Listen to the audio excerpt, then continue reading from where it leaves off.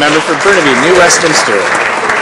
Rien comprendre. Selon Statistique Canada, il y a 700 000 chômeurs canadiens de plus qu'avant la récession. Ce gouvernement veut éliminer près de 20 000 emplois au secteur public et couper 5,2 milliards dans les services. Et une étude publiée ce matin montre que ces coupeurs vont causer 40 000 pertes d'emplois supplémentaires dans le secteur privé. Alors, où est la véritable stratégie de création d'emplois? Qu'est-ce que ce gouvernement attend pour faire face à la réalité et mettre sur la table une véritable stratégie de création d'emplois?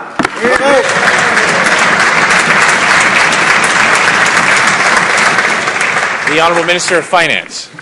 There are some spending reductions, of course, in the budget that was tabled on Thursday. The actual number of federal public servants who will be leaving the public service is about 12,000.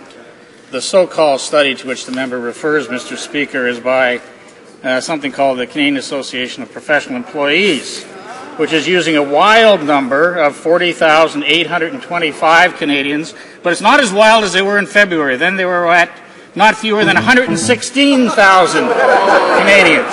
A long way from the truth, 12,000 as documented in the budget.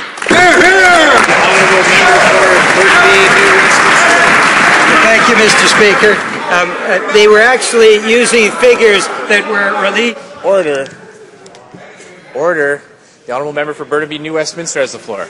Thank you very much, Mr. Speaker. They were using numbers that come from Statistics Canada. This government seems to fear the facts because the reality is the job cuts unleashed in this budget will have a major impact on core services to Canadians, from health care and food inspection, transportation safety, to critical science and research on the environment. These services are vital for Canadian families. So why did the Conservatives table a budget that fails to deal with the priorities of Canadian families? Why are they turning the lives of Canadian families backwards when they should be turning the lives of Canadian families forward? Why aren't they doing that in the budget? The Honourable Minister of Finance.